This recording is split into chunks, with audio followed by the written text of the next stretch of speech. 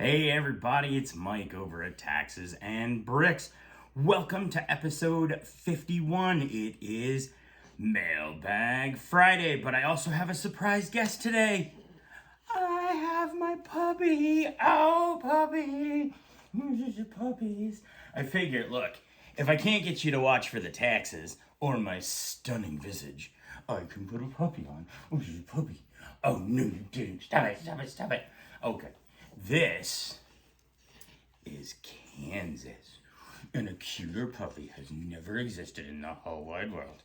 Say hi, Kansas. If you're wondering where Kansas got her name, it is not because I or anybody that I really know is from Kansas. It is simply because Kansas is the greatest rock band from the 1970s, bar none. I challenge anybody to disagree. I will take evidence in the comment section below. So, say hi to Kansas, little floppy ears. Kansas is a basset hound. She's about 10 weeks old. She's two puppies. Yes, you are. Okay. All right. And we're working on not pee-peeing in the house or anywhere. Just so I know you're cute. So, cute puppy videos. I hear they're a winner on the internet. Anyway, all right. I'm going to take a little break for a disclaimer here because we're going to be talking taxes. And then I'll be back and we'll do some mailbag and we'll go from there. This video is rated TAX and contains occasional ramblings, mild attempts at humor, self-deprecation, irreverence, brief numerical examples, and adult tax and accounting advice that may not be suitable for all taxpayers. Viewer discretion is advised. Before following any of the advice in this or any of our videos, you should always consult with a tax professional. Thank you. All right, so first question comes in is actually about something called a donor advised fund. So the question came in, basically said, hey Mike, I was looking at or having a meeting with my financial advisor, and they mentioned something called a donor advised fund, and they sort of explained it to me, but I don't really quite understand the tax implications. Can you give me some information? And basically what a donor advised fund is, it's an investment account where you place money, $5,000, $10,000, whatever, some amount of money. And then from there, the amount of money that goes in is invested usually in pretty, safe, conservative funds. The idea being that the principal is always there. It, in theory, shouldn't lose money. And then from that donor advised fund, you can direct donations to charity and, and make your charitable contributions that way. And some people think it's just to stay organized. There's nothing worse, than $25 donation here to XYZ Foundation, and then you have this online thing at Facebook, or you have, this thing at GoFundMe, or whatever it is. And like at the end of the year, you're like, oh my God, I have like 1,000 emails from all these tiny little donations. Wouldn't it be great if I could just stick all my money in one place for the beginning of the year? Like, I know I'm going to donate about $1,000. So here's $1,000, just put it in this pot. And then I just call up, Bob, my financial advisor, and Bob, my financial advisor, just, every time I want to send some money. And then they keep track of that for you. And yeah, I suppose that's certainly the point. As an accountant, I say bully for you for trying to be organized. But really, there's an actual larger strategy to the donor advised fund that exists. So, typically with a donor advised fund, when I'm talking to a client about its use, it's in order to maximize charitable contributions to get you the largest tax benefit. And we do so by something that I refer to as bundling your charitable contributions. So, a couple of general pieces of information. With the donor advised fund kind of acts as the charity. So think of it like the American Red Cross or the United Way or like the American Federation of Awesome People, whatever charitable organization. The donor advised fund kind of acts like that 501c3 in the sense that any money that goes to the donor advised fund is tax deductible in the year it's donated. So if I gave $5,000 to the American Red Cross this year, I would take a $5,000 tax deduction on this year's taxes. If I gave $5,000 to my donor advised fund, I would take a $5,000 charitable contribution deduction on this year's taxes, whether or not the $5,000 is actually distributed out to any actual 501c3 charity.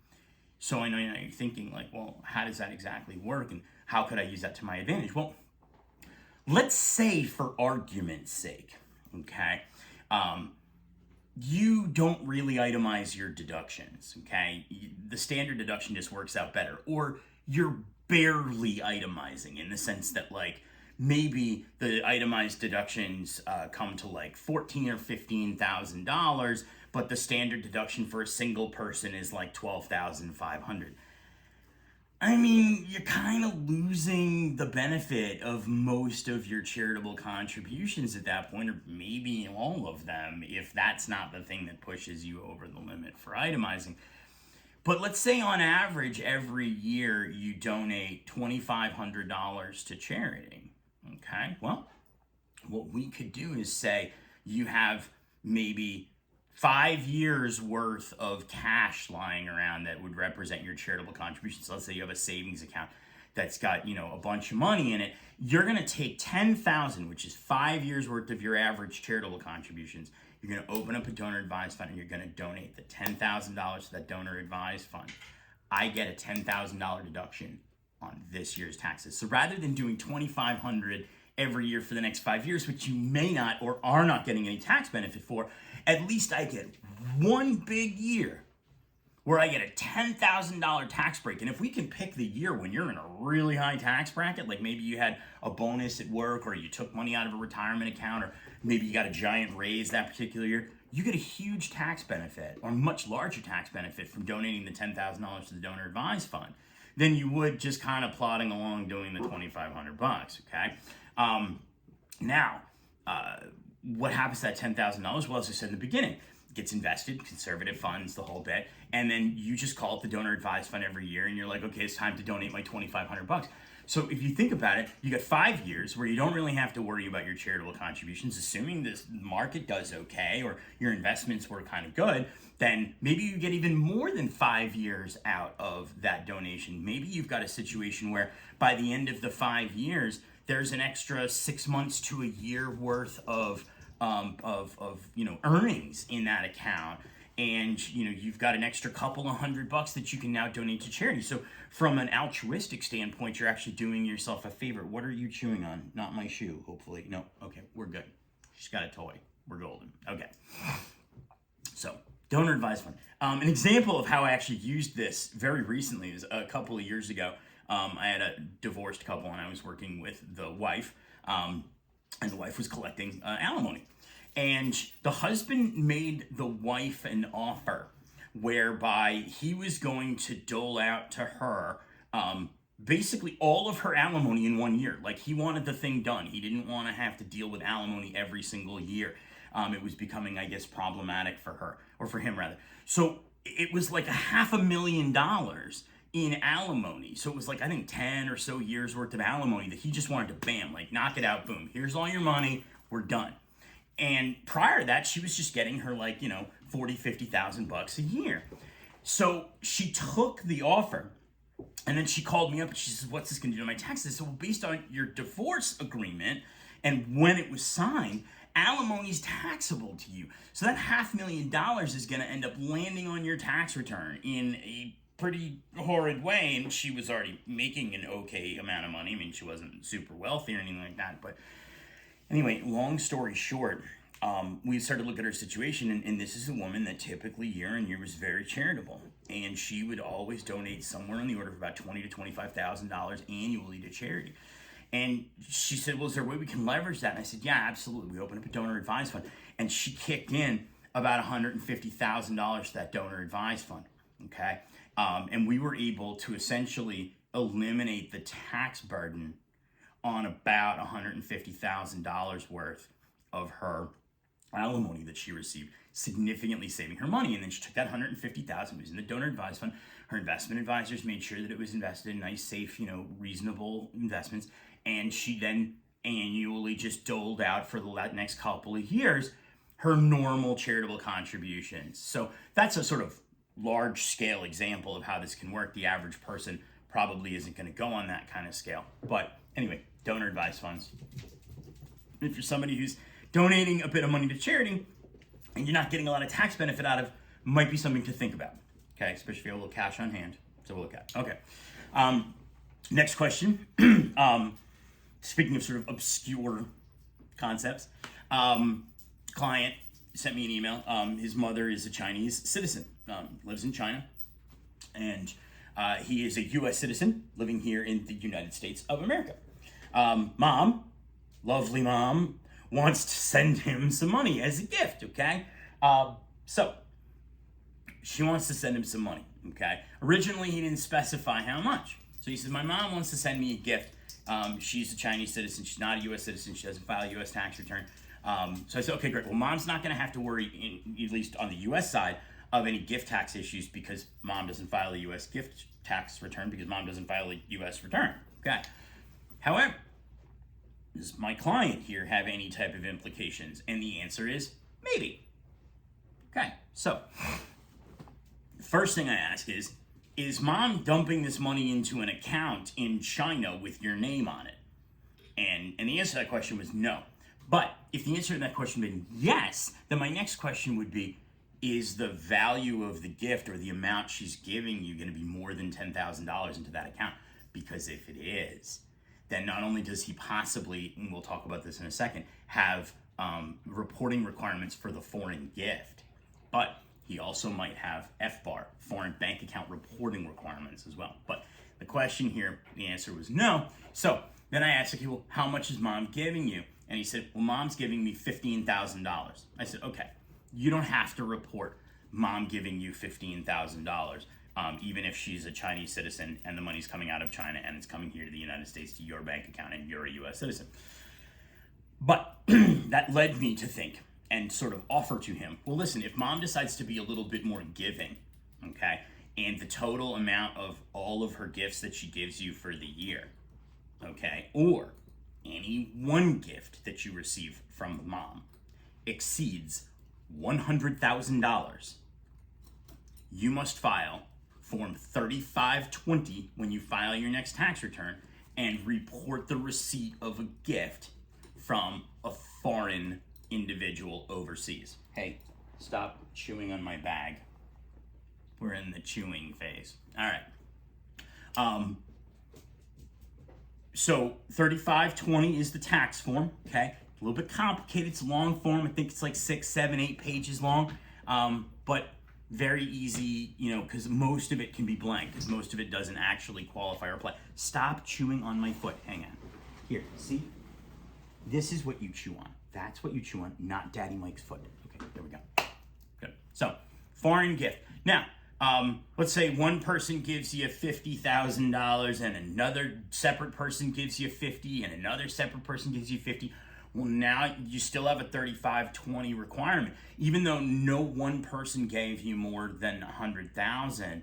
Okay, the aggregate of all your gifts from overseas, stop it, is over 100,000. You got a 3520 filing requirement. Okay, so anyway, something to think about in the event that you're lucky enough to have somebody overseas who wants to send you a little money. Okay. Oh, don't go out in the hallway. Oh, whatever. Anyway, okay. Last question came in this week. Clients thinking about selling a rental property. I don't think we've talked specifically about the concept of depreciation recapture before, so I'm going to run through it. And I may actually do like a full video on this because I think it's a pretty important topic, because it's not just rental properties you got to worry about this with. If you're a small business owner and you sell an asset that you've been depreciating over time or took all of the depreciation on, depreciation is essentially a deduction that you get when you're either a business owner or you have a farm or you have a rental property. and you have an asset, either the building, okay, a desk, or a computer, or furniture if it's inside, an Airbnb or something like that, or a printer or a computer, something like that. You don't just deduct that like a paperclip, like a supply, or like your cell phone bill. You have to report the asset. The asset remains on your tax return listed there. And then depending on the kind of asset, okay, you can take a small amount of the original purchase price, or in some cases fair market value of that asset, as a deduction every year over a certain amount of years. So like, let's use the rental property example, because that was the question. Person selling a rental property. Rental properties depreciate over 27 and a half years. I know, weird. I don't know where that number comes from, but whatever. Okay, so, all right. Great example. Let's say you have somebody who buys a rental property. $275,000 is what they paid for the rental property. We're not going to talk about the fact that land doesn't depreciate. Let's just say the depreciable value is $275,000. We divide that out by 27 and a half, and we're going to get $10,000 a year. Okay, that's the depreciation deduction that this person would get. Okay. So every year you'd have your rent, you'd have all your expenses, whatever the bottom line came to, we would then subtract another $10,000 for depreciation. But that's not a permanent deduction. It doesn't stay forever. When you take that depreciation deduction, sure, you get a short-term benefit from it in the sense that you can help offset some of the rent that you collected that particular year. But in the year of sale, I got to go back, or you got to go back, okay? And you got to grab all the depreciation that you took from the day you put that property in service as a rental property. Got to add it all together. That amount becomes income to you and is typically taxed on the federal side at 25% and on the state side at whatever your state rates are. Okay? Now, that's in addition to the gain that you have on the rental property. So, like, let's say, for argument's sake, I had this client and he's got a $275,000 rental property and he had it in service for 5 years. Okay, he's going to have taken $50,000 in depreciation. Okay, so immediately when he sells that rental property, 50 grand is landing on his tax return. Okay, and he's going to have to pay 25% federal income, so $12,500. Okay, in federal income tax, and then let's say he lives in a state that's got a 5% rate or whatever, it's gonna be $2,500 in state income taxes. So he's up to like $15,000 in depreciation recapture tax.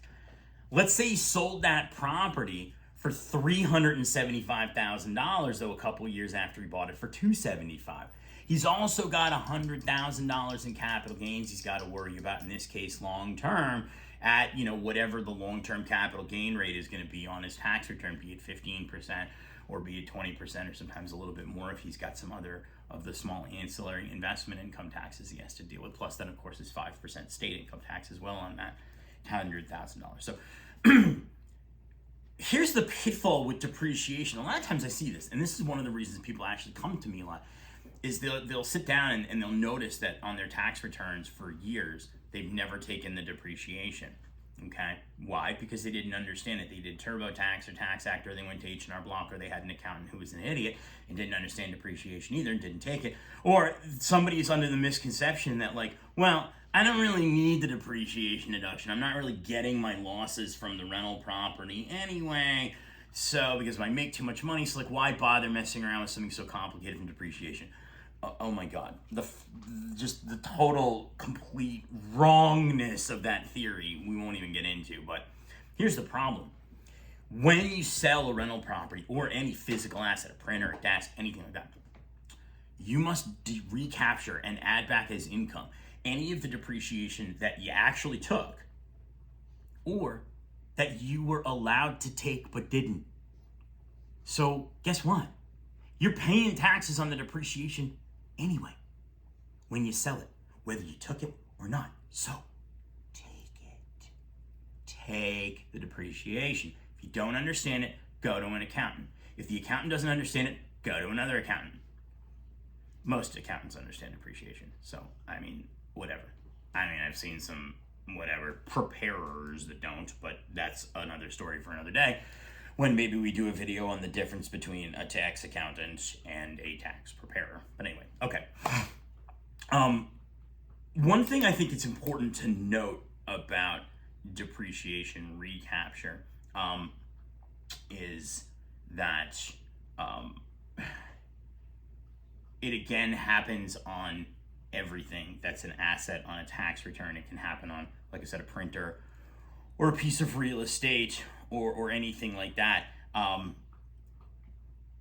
But a lot of times, again, I've said this, people mess up, they don't take the depreciation, okay? And they get to that point where they're preparing their taxes for the year that they sold the property, and they're like, oh my God, I gotta pay $30,000 in depreciation recapture that I never got a benefit for. Is there a way that I can fix that? Yes, there is, okay? You can fill out what's called a 3115 in the year of sale or the year you discover you screwed something up on the depreciation, be it you took the wrong amount, or be it that you just didn't take some in the past or whatever it is. A 3115 is called a change of accounting method form, okay? And the name's a bit of a misnomer, but on the 3115, you can say, oopsie, poopsie, I screwed up. I meant to take depreciation starting in 2007 when I was doing this, but I was using TurboTax, and TurboTax sucks, and it didn't tell me how to do depreciation, and I didn't know any tax people, so I couldn't do this and whatever. But now I'm selling it, and it's 2022, and I need to figure all of this out. So when you do your 2022 tax returns, there's a way that you can actually put all the depreciation that you should have taken down, sort of take it all at once, and then recapture it. It kind of nets you to zero, but I mean, in some cases, I guess it could help you a little bit. Some cases, it could hurt you. If you were in a higher tax bracket and you could have potentially benefited from the depreciation all those years, I mean, you kind of cooked yourself because you're only basically getting, a benefit in the year when you're not really paying much higher than you were before tax-wise. But anyway, so that's depreciation recapture in a nutshell. Like I said, I think we'll do like a full video on that. I've totally intended to talk a little bit about this, so it's good that I got this question this week. So, other than that, that's our 3 questions for today: donor advised funds, overseas gifts, and depreciation recapture. You saw the puppy. Check. 4 boxes checked today. Got a video in episode 51. This was a banger of a video. Thank you guys very much for watching. Don't forget to like, subscribe, share our content with your friends, especially if they like to see cute puppies. And I think that's it for today. Thanks a lot, and we'll see you next week.